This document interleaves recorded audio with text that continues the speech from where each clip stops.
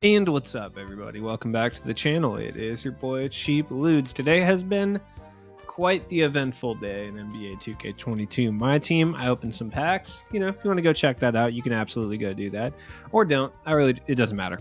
Truly, we got our final lock-ins for NBA 75. Interesting enough, 1960 set here. This is, dude. This is the most. All right. This is the biggest hue from 2K right here. This Karl Anthony Towns, the dynamic ratings, dark matter Karl Anthony Towns, and they put it as the pack header. They put it as the top. They're like, look at this cool stuff you can get, dynamic ratings Karl Anthony Towns. Oh man, 2K. In addition to that, we got Dolph Schayes, who looks elite. I mean, Dolph Schayes looks like Dolph Schayes. You know what I mean? I already opened packs. Don't get it twisted. You can go check it out if you want. I mean, Dolph Schayes is Dolph Schayes. He doesn't look all that different than his original card, as far as his alter ego card goes. I did change his dribble style, though. They gave him shifty dribble style and, the harden behind the back, so he can move. That's really the paramount difference. And I'll talk about each of these cards, specific here in a second, but the packs themselves are real interesting. I wonder if you can draw a cat from these. You can. You shouldn't. You shouldn't open those, but you can. Before we get any farther, we do have a challenge for a free pack. You have to get, I believe, 20 rebounds as a team, which that sounds kind of bad. It's against Dolph Schayes, Walt Frazier, and Rick Barry. Ooh, don't worry. I'm going to talk about Rick Barry. I recommend just using a super tall team if at all possible. A good budget option for this would be Pau Gasol if you have him already. Other good budget options that can come in here and get rebounds, like Bill Walton. Honestly, he can do that. Bill Walton's actually not bad. Mo Bamba, Bol if you have him, obviously. Just somebody tall but also kind of athletic. Jared Allen's actually really good at this as well.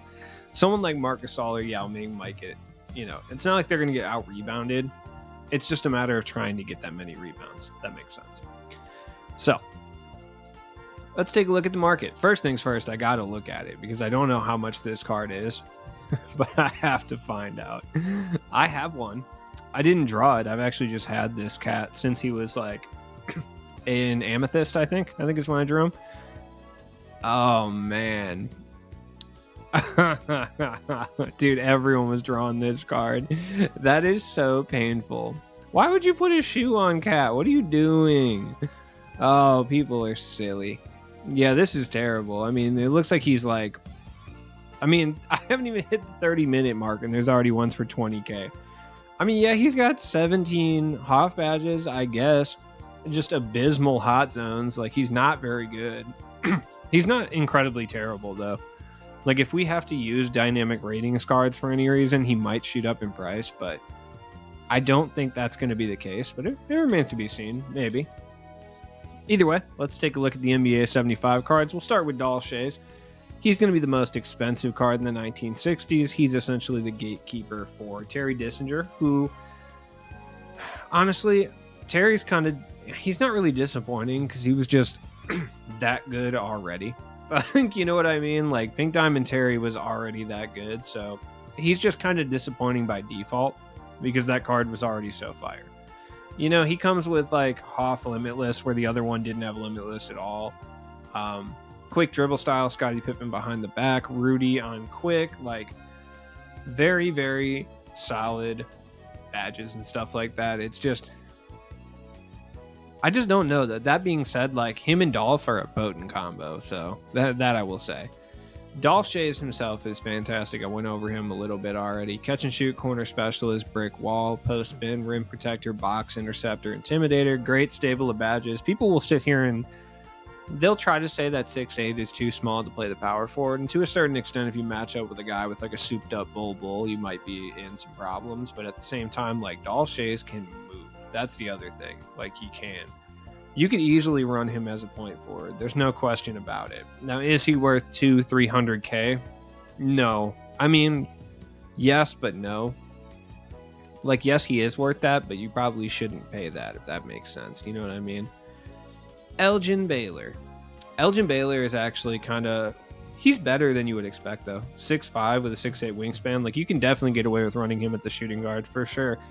And as far as the card itself, like, finishing badges aren't the greatest, realistically, but Clamps, Interceptor, Intimidator, all on Hoff. He's got Hoff Rebound Chaser, too. Quick First Step, Limitless Takeoff, like, Menace. Really solid. And he's got a bunch of gold shooting badges. He does have, like, gold Limitless. He doesn't have Chef Blinders or anything like that. So there are some downsides to running Elgin Baylor, but, I mean, stats-wise, he's fire. 90 driving dunk, like 89 three-pointer, which is not bad at all. His release is Brook Lopez based, and you would expect that to suck on him, but it doesn't. It's actually pretty good. And like, this is coming from someone who did not like it on Tony Kukoc. Like, I'm not a big fan of it on him. I wasn't a big fan of it on Anton Jameson as well, and especially Justin Holiday. I hated it on Justin Holiday, but I feel like that had to do with his upper. Elgin Baylor's decent. I sold mine for $100K, which was tight because he's going for a little bit less now. He's really fast, though. I mean, he's good. That being said, the reason I have him compared to Scottie Pippen is realistically, there's no reason to go grab Elgin Baylor when you can just go get Scottie Pippen, RJ Barrett, or Cam Reddish for significantly less MT. So Wilt Chamberlain's a buyout. I mean, he's still good. He can't really shoot, but he's still one of the better interior centers in the game. No question about it. Especially on next gen, he's still really, really good. I would run Wilt over...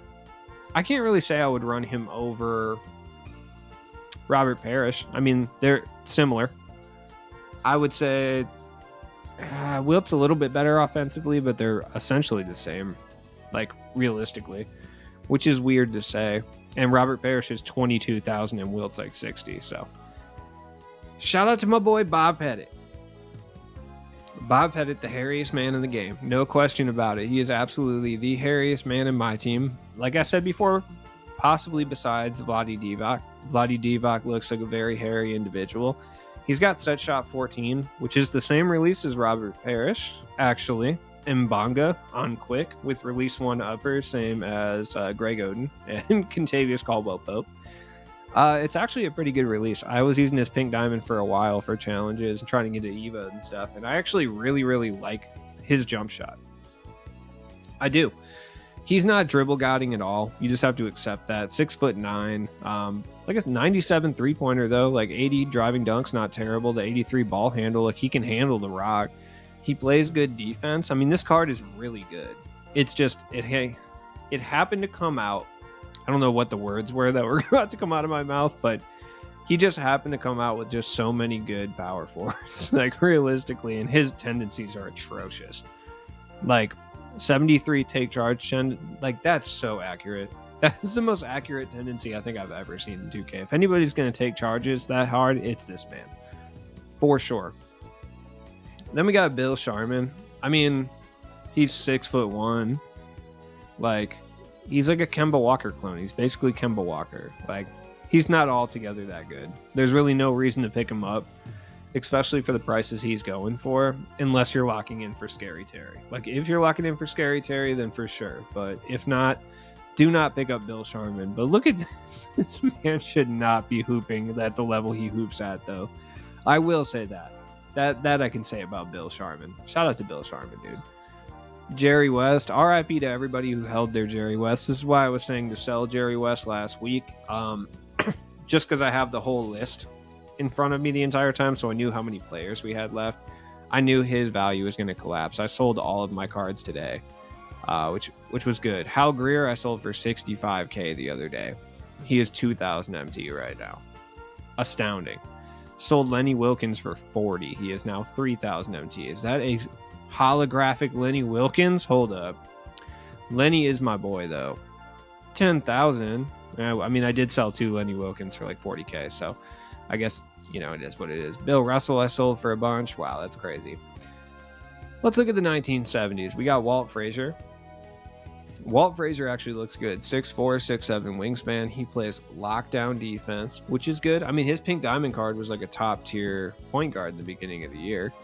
He's not the greatest shooter. He really doesn't come with any of the shooting badges, which I think is a big detriment to him.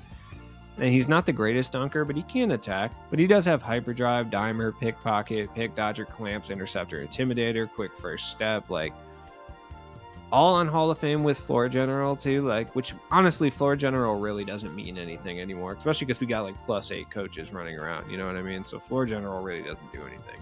Jump shot 36 on quick is pretty decent. Who else has that people hated? Craig Hodges was on normal. Somebody else had it on quick and people did not like it. Might have been Beverly. No, these were all on normal. That being said, jump shot 36, not that bad. Is Walt Frazier the greatest point guard in the world? No. Especially when you can go get, for roughly around the same price, 10,000, 20,000 more MT, you can get Cade. And for around the same price, you could get like LaMelo Ball, who's still, I think, slightly better. You should probably do that. There's actually a point guard in the set that I think is actually slightly better than Walt Frazier, to be honest. So, Pistol Pete. He's definitely better than Walt Frazier, I would say. He is going to be a little bit different. But he's 6'5". He's got shifty dribble style. Like, he's got the Trae Young sigs, which people like. He's got a good wingspan at 6'8", too. Just the sickest hair in the game, absolutely. Ray Allen. But they gave him Ray Allen based on normal for some reason and not quick. Sometimes I just don't understand what they're doing here. Like, literally, he has it on normal. It's super weird. Catch and shoot, hyperdrive, dimer, quick chain, blinders, circus threes, limitless, and chef, both on Hoff, handles for days, quick first step. There's not many badges he doesn't have that he would realistically need. Looking at the upgradable badges, like, yeah, he doesn't have rim protector or brick wall, so he's going to get abused on the interior, especially on next gen. Other than that, I mean, he doesn't have set shooter or limitless takeoff.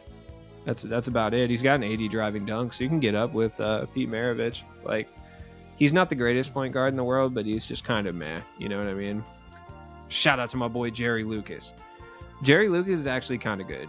Like, I like Jerry Lucas a lot. He's kind of slow, but they did fix his like absolutely abysmal lateral quickness. It's now a respectable 84. Interior defense 88, not very good, but at the same time, like, you know what you're getting here. Once again, they gave him Ray Allen base on normal because they refused to give anyone Ray Allen base on quick. That's not Kawhi Leonard for some reason. Who I believe has Ray Allen base on quick. He might even have it on normal too. He does. Jerry, he's good. I keep wanting to say Jerry West. Leave me alone. He's got a good badge count. He's overall okay, and if his price dips enough, I think he'd be worth picking up as like a spot up power forward. That being said, you're definitely getting abused by someone rocking like a bull or something. Everything I said about Bob Pettit goes like triple for Jerry Lucas, straight up. That being said, though, Ray Allen based on a big man's very good. His badge count is solid. Like, there's nothing really inherently wrong with this card, except he's not the greatest defender, and he's a little bit sluggish. I mean, he at least has like gold clamps and stuff, but yeah, it's probably better to avoid this card. But if he goes down to like the 30-40K price range, like, I think he's worth picking up for that. Rick Barry. This is the gatekeeper to Art Gilmore. Art Gilmore is absolutely fire. I know some people are like kind of anti Art Gilmore right now, but he does have jump shot 1. People are like hating on him because he can't dribble. I mean, he's a 7-foot center, like, realistically. He doesn't have shooting badges. He doesn't have quick first step. Like, he has issues, but if you badge him up properly, he's an absolute monster, like, straight up.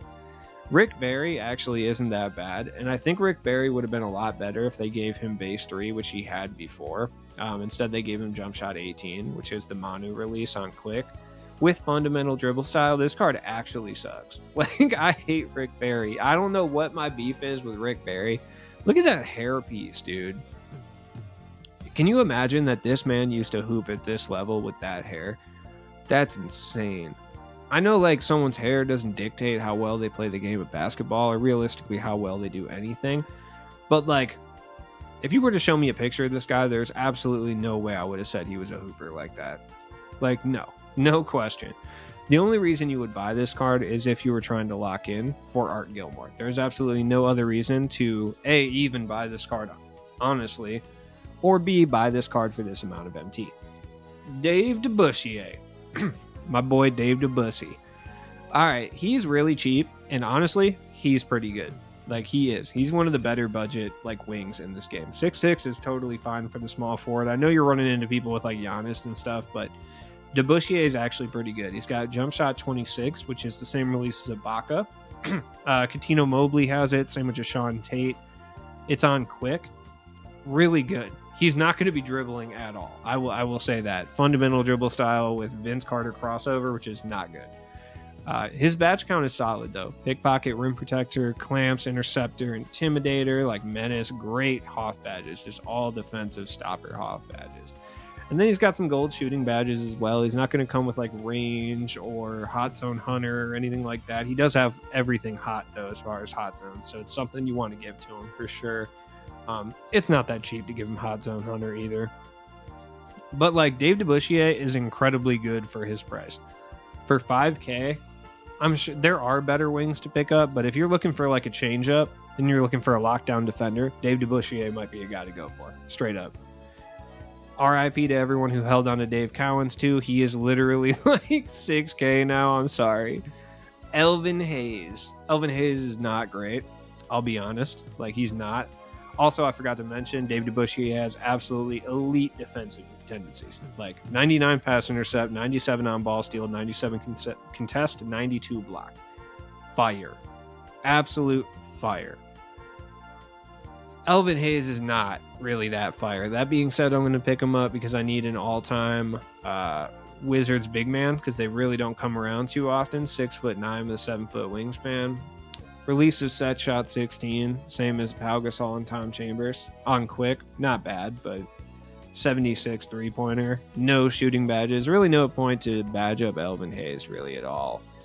He plays good defense, and that's about it. On next gen, I'm sure you can paint match with him a little bit. If we had got this 96 Elvin Hayes in like November, he probably would have been fire, but it's a little bit late for him. Then we got Earl Monroe. Okay, Earl Monroe, no joke, is literally one of, I personally think, the better cards that we've received today. I'm dead serious. 6'3" with a 6'6" wingspan. He's my backup point guard right now. I'm dead serious. This card is incredible. Like, he is 6'3" with a 6'6" wingspan. He's pretty fast too with 95 speed. Shifty dribble style with Scottie Pippen behind the back. He's got LeBron's crossover, which is all right. The step back, it's Harden, which is good. Release 113 on quick, which is the same release as like Troy Brown Jr., Derek Anderson, and Dennis Smith Jr. That release is absolutely fire. There's really nothing this card doesn't do. Like, his shooting badges are on gold. He doesn't have chef, so I would recommend giving that to him if you can. But he comes pretty much with everything else you'd realistically need. His Hoff badges are really good. Like, Earl Monroe is the best budget point guard in this game, and I'll say it proud. I don't even care.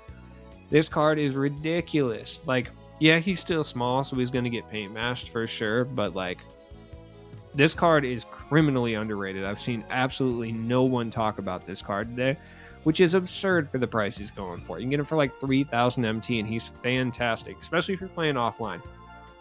Everything that people liked about Robert Pack, I would say goes triple for Earl Monroe. He's not going to dunk like Robert Pack, but everything else, he's going to do just like Robert Pack, and it's crazy that people are not hyped on this card. It's actually nuts. I'm shocked.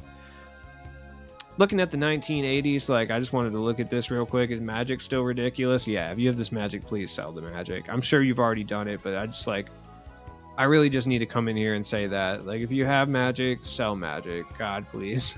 Same with Clyde Drexler. Clyde Drexler's going for quite a bit, too. We got this card out of a locker code. That's the craziest part. Like, so a lot of people should have that card, but a lot of people don't. Or they locked it in. No one else is expensive out of this set. Like, not even Dr. J. He's kind of expensive. You can still get 40K for him. As far as the 90s, I don't think there's really anyone that's crazy expensive. There wasn't very many cards to lock in here. Like, Rodman's kind of expensive. He still is. But most people have sold off their Rodman already. D-Rob's still expensive. Most people don't have D-Rob anymore. I think Big Diesel's still expensive. Yeah, Big Diesel's still expensive. If you have him, definitely sell him off now. Keem, who I kind of forgot even was in the game at this point because we've just gotten so many rapid fire cards. Like, he's still about 100K, which is a good deal for him for sure. 2000s, yeah, KG is still expensive due to the lock-in. I think Timmy D's really cheap. Yeah, Kobe's still ridiculously expensive. God, yep. Really should have bought Kobe when he was a buyout. I really should have bought a bunch of Magics when they were 30K. That would have been cool. hindsight, man. You know what I mean? We all know this set's expensive. There's really no point in looking into it. Now, realistically, should you pick any of these new guys up? I would say, yeah. I would say there are a couple guys I would recommend picking up for sure. If you have the MT and you're looking for an elite power forward, I think Dolph Schayes is really, really good, especially if you're looking for like a point forward. He looks fantastic. Elgin Baylor, if his price were to come down, maybe, but with Scottie Pippen, RJ, and Cam, it's probably not worth it. Bob Pettit's not really that good. Same with Jerry Lucas. But I mean, if you're looking for like a affordable stretch big, maybe. It just depends how affordable they actually are with guys like Pau Gasol being out there. I mean, realistically, you can get Bol for cheaper than Bob Pettit. It's not a good sign. Bill Sharman's not worth picking up in any way, shape, or form unless he was like 15K. Walt Frazier is good, and I will say that he is a great point guard. But when you can pick up guys like LaMelo or even Earl Monroe for significantly cheaper, there's no point.